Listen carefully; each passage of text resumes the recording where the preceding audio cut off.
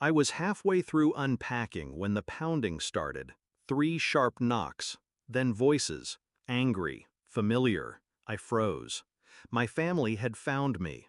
For 2 months I had carved silence out of the chaos they had tried to drown me in. 2 months of no phone calls, no emails, no endless guilt-tripping messages about family sacrifices. I had lived in peace, finally, until tonight. And as I stood at the door, listening to them shout my name, I couldn't help but think back to how it all began.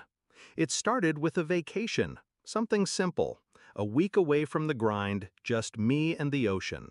I had saved, planned, and waited for it. It was supposed to be mine.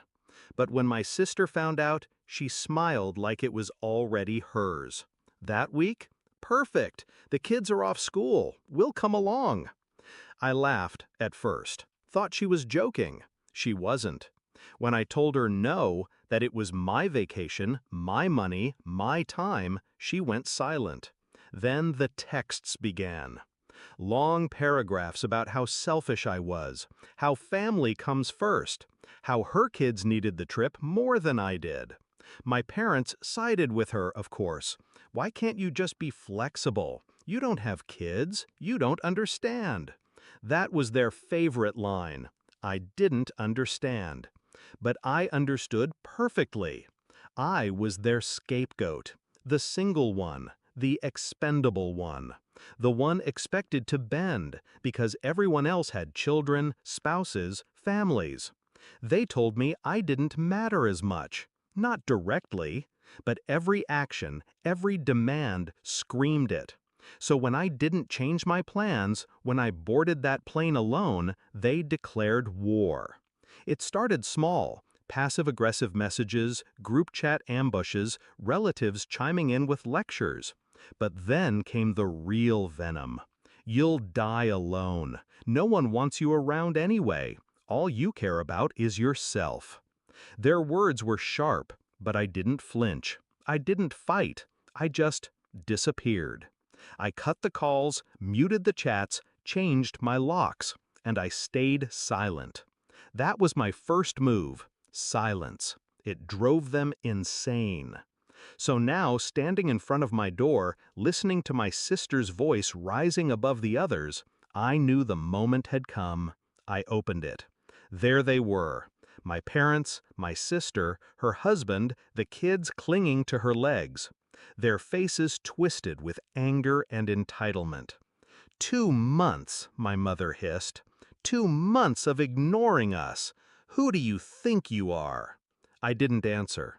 I let them inside. My silence unnerved them more than shouting ever could.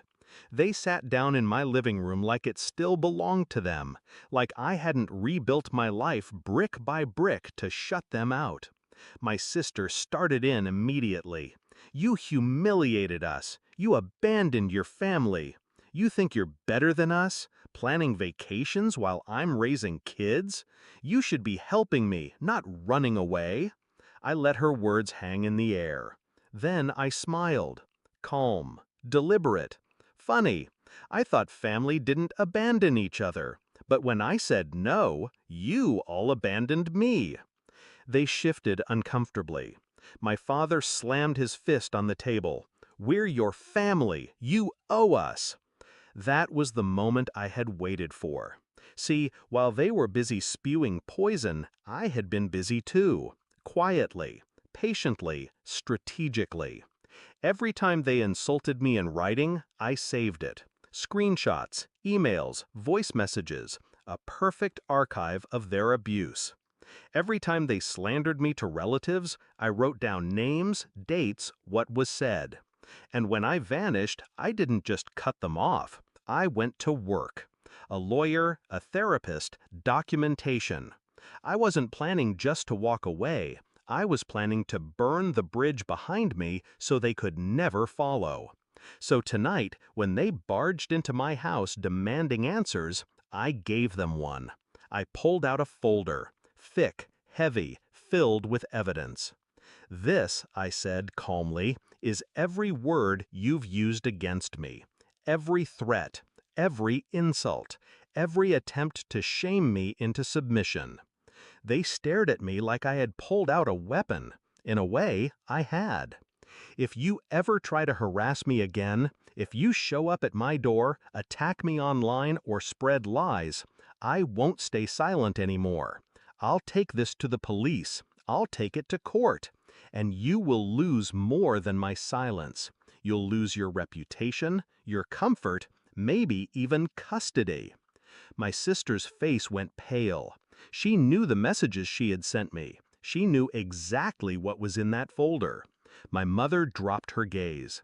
My father muttered something under his breath, but his voice shook. I leaned forward, my voice low, deliberate. I don't owe you anything. Not my money, not my time, not my life. The only thing I owe myself is peace, and I will protect it, no matter the cost. The room was heavy with silence. For once, they had no script, no guilt-tripping phrases, no practiced outrage. They left, eventually, stumbling out into the night, whispering among themselves, faces pale with the weight of a truth they couldn't spin. And me? I closed the door behind them. I didn't cry, I didn't shake, I didn't feel